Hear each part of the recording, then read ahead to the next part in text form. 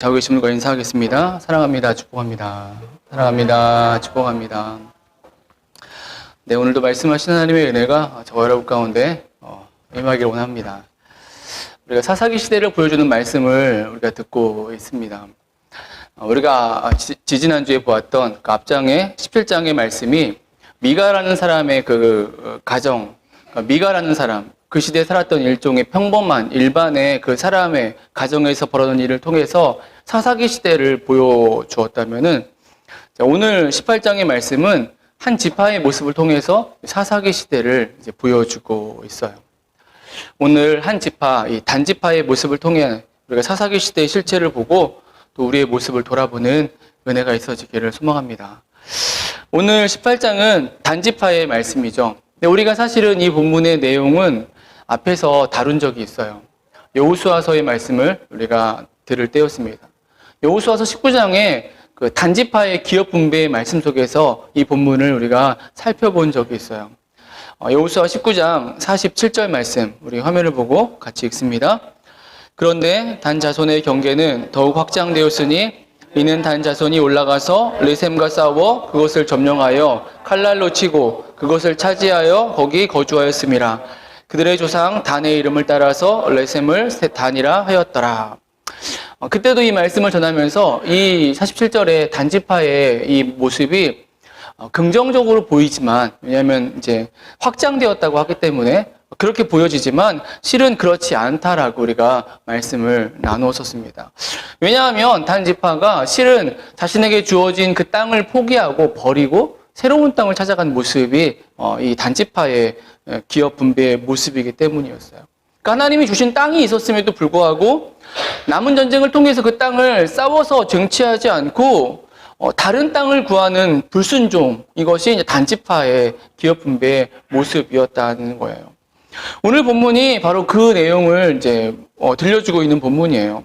우리 1절 말씀 한 번 더 같이 읽습니다. 1절 같이 읽습니다. 그때에 이스라엘에 왕이 없었고 이는 그들이 이스라엘 지파 중에서 그때까지 기업을 분배받지 못하였음이라. 사실 이 1절의 한글 성경도 이 번역도 조금 오해할 만합니다. 마치 단지파가 아직 기업 분배를 받지 못해서 그 과정이어서 그래서 그들이 땅을 구하는 것처럼 이렇게 보여지기도 하죠. 근데 그렇지 이제 않다라는 것입니다. 이 단지파는 분배받은 땅을 포기하고 다른 땅을 구하는 중이었다라는 거예요. 우리는 일단 여기에서 이 18장 단지파가 보여주는 사사기 시대의 모습을 우리가 먼저 생각할 수 있습니다. 사사기 시대의 실체인 것이죠. 이 사사기 시대가 어떤 시대였는가라고 했을 때 우리는 이렇게 요약을 할 수가 있어요. 한마디로 사명을 잃어버린 시대다라는 거예요. 사명을 잃어버린 시대. 우리가 말씀을 쭉 들어와서 잘 알고 있듯이 기업 분배는 이미 끝났어요. 끝난 상태입니다. 가나안 땅은 각 지파에게 이미 분배되어졌죠. 나누어졌습니다. 그런데 우리가 알고 있는 대로 그렇게 나누어진 그 분배된 땅은 빈 땅이 아니었어요. 아무도 거주하지 않는 그런 빈 땅이 아니었습니다. 그 주어진 땅들은 가나안 부족들이 살고 있었고, 실은 각 지파가 남은 전쟁을 통해서 그 주어진 땅을 얻어야 하는 것, 이게 하나님이 분배하신 기업의 내용이었다라는 거죠. 이스라엘의 기업 분배는, 다시 말하면은 그 이스라엘의 땅의 분배는 사명의 분배였다는 거예요. 그냥 땅을 주고서 땅에 살아가 아니라 그 땅을 가지고서 그 땅에 대한 사명을 쟁취하라는 것이 하나님이 허락하신 사명, 기업 분배의 의미가 되어진다는 거죠. 여러분, 하나님이 주신 기업이라는 것, 하나님이 주신 은혜라는 것은 사명이라는 거예요. 사명. 단순히 우리가 뭔가를 누리고 얻고 그래서 많아지고 부유해지고 풍조로워지는 것이 아니라 사명이 하나님이 주신 기업이고 하나님이 주신 은혜가 되어진다는 것이죠. 여러분, 이러한 의미는 오늘 이 시대에도 동일하게 적용이 되어집니다. 우리가 하나님 안에서 은혜를 입었다라고 말할 때에 내가 은혜를 입었어. 그래서 내가 예수님 믿었어. 예수님 믿고 이제 구원받았어. 구원받았으니 나는 천국에 갈 거야. 나는 천국 갈 티켓을 얻었으니 이제 됐어. 그러니까 이제 더 이상 큰 죄 짓지 않고 그냥 적당히 예수님 믿는 자로서 적당히 살아가면 돼 라고 말할 수 있나요? 그렇지 않잖아요. 우리가 은혜를 입어서 구원받았다라고 말하는 것은 하나님 나라 안에서 살아갈 사명을 받은 그 모습을 의미한다라는 사실입니다. 우리가 이 땅에서 하나님의 백성으로서 그 사명을 기억하고 사명을 감당하며 살아가는 것, 이게 은혜 받은 거예요. 이게 구원받았다라는 말의 실제 의미가 되는 거예요. 예수님 믿었으니까, 예수님 믿으니까 나는 천국 갈 거야. 여러분, 이거는 반쪽짜리 복음에 불과한 내용이 되어지는 것입니다. 그래서 진정한 은혜 받음, 진정한 구원은 하나님 나라 안에서 그 사명을 살아가는 것, 이것으로 귀결되어져야 된다는 거예요. 그래서 믿음의 인생들이 신앙 안에서 반드시 기억해야 하는 것입니다. 그리고 이 마지막 때에 하나님께서 당신의 백성들에게 원하시는 모습이라는 거예요. 구원받았느냐, 은혜 안에 있느냐, 사명 붙들고 살아가라는 것입니다. 사명을 기억하고 사명자의 삶을 살아가야 된다는 거예요. 오늘 저와 여러분이 우리 그 공동체 교회가 이러한 사명자의 삶을 살아가는 은혜가 있어지게 되길 간절히 소망합니다.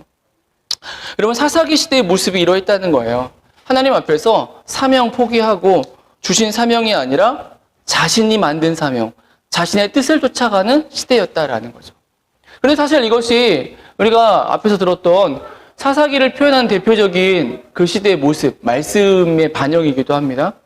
1절에도 우리가 읽었지만 이렇게 말씀하고 있어요. 그때 이스라엘에 왕이 없었고 라고 말씀합니다. 그러니까 왕이 없어서, 왕을 인정하지 않아서, 하나님을 왕으로 인정하지 않아서 이러한 모습이 있었다라는 거예요. 그리고 앞에 17장에서도 이런 말씀이 있었습니다. 10장 6절의 말씀에도 왕이 없으므로 사람이 각자의 속에 오른 대로 행했다라고 이야기하고 있어요. 그러니까 주신 사명을 잃어버리고 자기가 자기의 마음에 드는 사명을 찾아서 쫓아서 거짓 사명, 가짜 사명을 붙들고 살아가는 시대, 이것이 사사기 시대라는 사실입니다. 오늘 본문의 단지파가 그러한 모습을 우리에게 보여주고 있는 거예요. 하나님 앞에서 보란듯이 주신 사명, 받은 사명을 포기하고 살아가는 모습이라는 것이죠. 여러분, 그런데 우리가 이러한 단지파의 모습을 보면서 우리가 한편 주목하게 되는 부분이 있어요. 이 단지파가 주신 기업과 사명을 버리고 땅을 버리고 새로운 땅을 구합니다. 그런데 여러분, 그 과정이 매우 거룩해요. 매우 대단한 모습으로 비춰진다는 거예요. 그러니까 대단하다, 거룩하다라고 말하는 것은 그들이 땅을 구하는 그 내용이 오늘 본문에 기록되어 있는데, 이것이 하나님의 은혜 안에서 하는 것처럼 하나님 명령 안에서 그들이 가나안 땅을 정복했던 그때의 모습들을 행하고 따라하고 있다라는 거예요. 흉내내고 있다는 거예요. 여러분, 그 모습이 먼저 정탐꾼을 보내는 내용이죠. 우리 2절 같이 읽습니다. 단 자손이 소라와 에스다올에서부터 그들의 가족 가운데 용맹스러운 5사람을 보내어 땅을 정탐하고 살피게 하며 그들에게 이르되 너희는 가서 땅을 살펴보라 하며 그들이 에브라임 산지에 가서 미가의 집에 이르러 거기서 유숙하니라. 가장 용맹스러운 사람을 뽑아서 정탐을 보냅니다.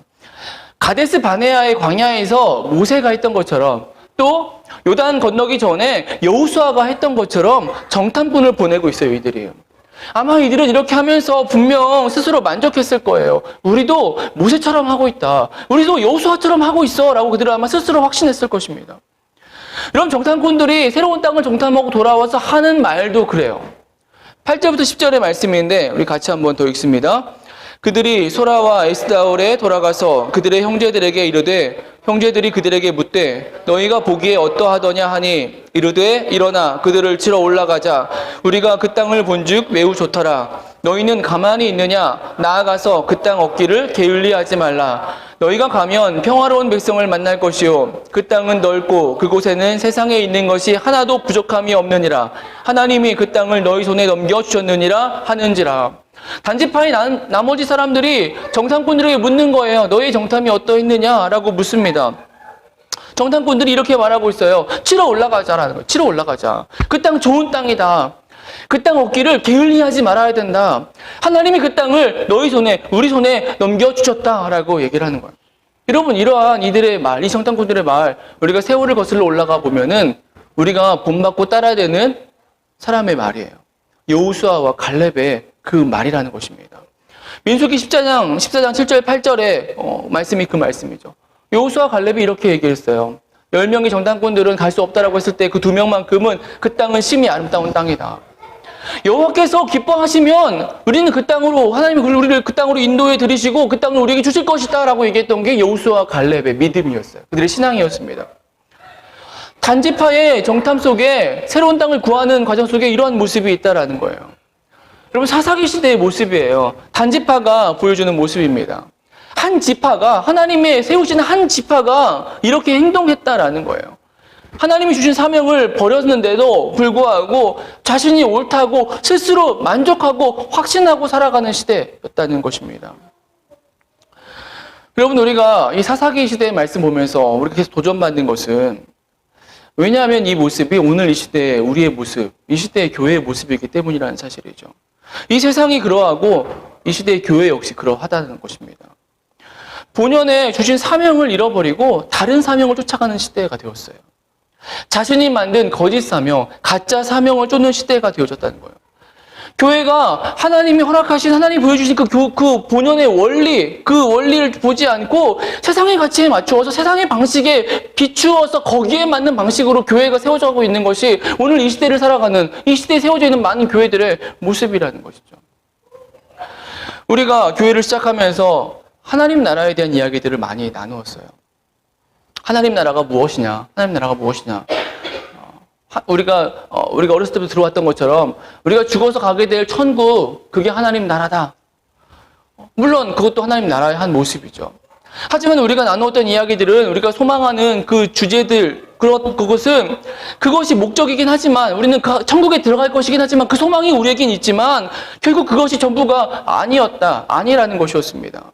그것은 말 그대로 우리가 이 땅에 열심히 살다가 죽어서 얻게 될 영광이고 기쁨일 뿐이지, 하나님 나라의 실제 의미는 이미 시작된 오늘의 이 현세의 모습이 하나님 나라다라는 얘기를 우리가 수없이 나누었어요.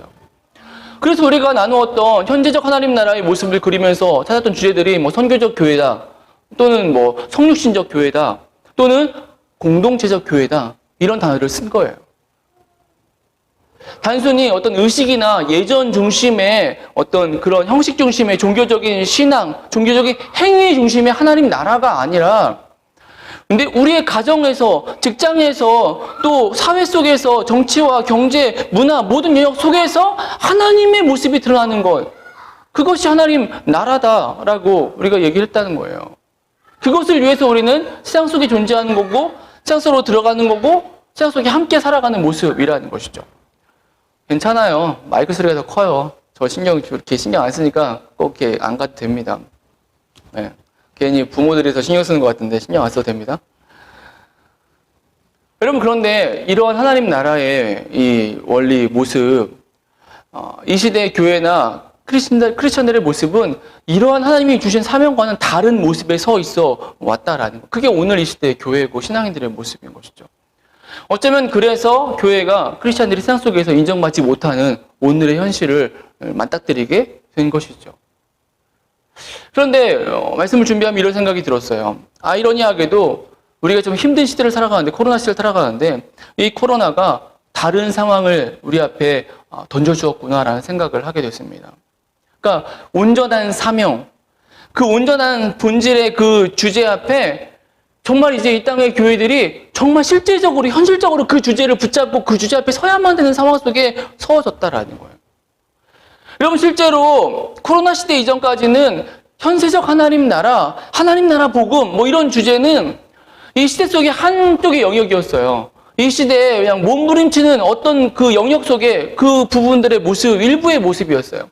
이 시대에 서 있는 힘 있는 교회들이며 그런 그 큰 교회들 중심에는 이런 도전들이 없었어요. 오히려 개혁주의적인 어떤 그런 몸부림, 아니면 작은 교회들 중심의 그런 몸부림들이 하나님 나라의 비전이었고, 또 하나님 나라의 복음, 현재적 하나님 나라를 살고자 하는 그런 모습들이었다라는 거예요. 여러분, 그런데 이제는 달라졌다는 거죠. 코로나로 인해서 더 이상 과거의 힘 있는 교회, 전통적인 교회의 모습은 이제 더 이상 의미가 없어졌다라는 거예요. 그래서 말 그대로 이 땅의 크리스찬, 이 땅의 모든 교회들이 이제는 공공의 선, 공동선, 하나님 나라가 세상 속에서 어떻게 세워져야 될지를 고민할 수밖에 없는 그 현실 앞에 서게 되어졌다라는 거죠. 그러니까 교회가 만든, 세상의 기준에 빗대어서 만든, 스스로 만든 사명이 아니라 원래 성경에서 말씀하시는 교회 본연의 사명을 쫓아가야만 하는 시대 속에 서게 되어졌다라는 거예요. 오늘 단지파가 보여주는 사사기 시대의 모습은 오늘 이 시대에 분명하게 우리에게 답을 주고 있어요. 도전하고 있습니다. 사명이라는 거예요. 근데 본연의 사명으로 돌아가라는 거예요. 자신이 만든 사명, 가짜 사명, 거짓 사명, 멋있는 사명을 쫓는 것이 아니라 그러면서 스스로 만족하고 스스로 기뻐하는 것이 아니라 원래 본연에 주어진 사명을 쫓아가야 된다라는 것이죠. 사명을 잃어버린 모습이 사사기 시대였다면 오늘 이 시대에 우리에게 필요한 신앙의 모습은 다시금 하나님이 원하시는 그 사명을 쫓아 행해야 된다라는 것입니다. 오늘 저와 여러분이 우리 교공동체 교회가 우리에게 주셨던, 우리에게 허락하셨던 그 본연의 사명을 다시 기억하고 붙잡고 나가길 소망합니다. 그래서 정말 하나님 나에게 주신 사명들 있잖아요. 여러분 각자에게 주셨던 사명들 있잖아요. 우리가 이미 그것들을 잃어버릴 수도 있고 또는 힘이 질 수도 있습니다. 근데 그 사명을 다시 기억하고 붙잡고 시대적인 그 기준에 빗대어가지고 그 사명이, 본인의 사명이 흔들리거나 변질되는 것이 아니라 원래 그 사명을 온전히 붙들고 그 사명을 다시 기억하고 또 행해 나가는 그런 은혜가 우리 안에 있어지길 간절히 소망합니다. 여러분, 그런데 우리가 조금 더 이 단지파의 모습을 위해서 조금 더 실제적인 은혜를 또 생각해 보려고 그래요. 우리가 지난번에 17장의 미가의 가정에 대한 이 말씀을 보면서 그 미가의 가정이 보여주는 사사기 시대가 물론 각자가 마음, 자기 소견에 오른 대로 행하는 시대, 그거라고 했어요. 근데 그것과 함께 우리는 미가의 말씀 보면서 17장 말씀 보면서 물질에 대한 은혜를 한번 생각해 봤었죠. 그 시대가 물질의 시대였다라는 거였어요. 물질이 우상화된 시대였다라는 것이 실제적인 사사기의 모습이다라고 우리가 은혜를 생각해 봤었죠. 오늘 단지파의 모습도 우리에게 그러한 도전을 주고 있어요. 그런 은혜를 찾을 수가 있습니다. 그것은 이 단지파가 사명을 잃어버린 이유에서 우리는 그 실제적인 의미를 생각해 볼 수가 있어요. 왜 단지파는 싸우지 않으려 했느냐라는 거예요. 결국 싸우려 하지 않았기 때문에 주신 땅을 포기했고 사명을 잃어버렸잖아요. 근데 왜 이들은 이렇게 했느냐라는 거예요. 물론 불순종이고 하나님을 거역함이고 하나님을 배반함이지만 우리는 조금 더 보다 현실적인 이유 생각할 수 있다는 것입니다. 우리는 그 이유를 이 단지파가 새로운 땅을 얻는 모습 속에서 오늘 본문에 나오고 있는 그 모습 속에서 발견할 수 있어요.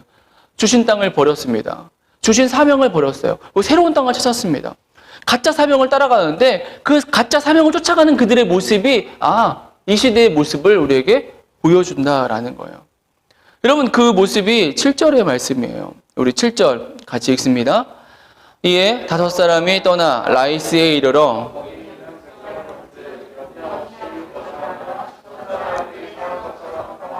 안전하니 그 땅에는 부족한 것이 없으며 부를 누리며 시돈 사람들과 거리가 멀고 어떤 사람과도 상종하지 아니함이라. 이들이 라이스 땅, 그 땅을 새로운 땅으로 자신의 사명지로 받아들인 이유이죠. 라이스 백성들의 모습이 염려 없는 모습이었다라는 거예요. 염려 없는 모습. 그리고 시돈 사람들, 시돈은 당시에 그 페니키아 땅을 일컫는 말인데 지중해 동쪽에 위치한 그런 강대국, 무역을 통해서 굉장히 부유함을 누리는 그런 곳이었습니다. 기술 문명이 발달한 지역이었어요. 근데 그곳의 사람들처럼 평온하고 안전해 보였다. 그래서 부족한 것이 없어서 주변의 사람들과 영향받지 않고 자신들이 멋지게 살아가는 그런 모습이었다라는 거예요. 여러분, 이것이 새로운 땅의 이유예요. 단지파가 주신 사명을 포기하고 버려버리고 다른 땅을 찾아가는데 그 땅을 찾게 된 그 이유라는 것이 염려 없음, 평온함, 안전함, 부족하지 않음, 방해받지 않음이라는 거예요. 여러분, 이러한 모습이 보여주는 의미가 무엇일까요? 한마디로 그들은 형통함을 바란 거겠죠. 형통함. 성공을 바란 거예요. 성공. 단지파는 염려가 없고 평온하고 안전하고 부족함이 없는, 아니 좀 부유한, 그러면서 주변 사람들의 영향받지 않고 살아갈 수 있는, 자신들만의 모습을 살아갈 수 있는 그 모습을 소망했다라는 거죠. 그들은 이것이 자신들에게 주어진 사명이라고 생각했다는 거예요. 성공, 형통된 삶이라고 생각을 한 것입니다. 그들은 그것이 하나님 나라의 모습이라고 생각한 것이죠. 여러분, 우리는 여기에서 사사기 시대의 또 다른 모습, 실제적인 모습을 우리가 생각할 수밖에 없다는 거예요. 이들이 전혀 다른 잘못된 생각을 하고 있는 것이죠. 하나님 안에서의 형통함, 성공의 의미 잘못 알고 있었어요. 아니, 하나님 나라의 의미 자체를 잘못 알고 있었다라는 거예요. 주신 사명 가지고 사명을 싸워나가는 거였어요. 그 땅을 받았다는 것은 그 땅에서 안락하게 평안하게 누리고 잘 살라라는 것이 아니라 그 땅에서 사명을 행하라는 것이었거든요. 근데 그들이 그것을 포기하고 다른 사명을 가졌는데 그 모습이 뭐냐? 안락함과 안전함과 평온함과 부족함이 없는 넉넉한 것. 그리고 더 나아가서는 너무 좋기 때문에 주변에 영향을 받지 않고 특별히 사람과 상관하지 않아도 되는, 교제하지 않아도 되는 그런 모습을 그들이 쫓았다라는 것이죠. 사사기 시대는 한마디로 하나님 나라, 하나님을 오해하고 있는 시대였다라는 거죠.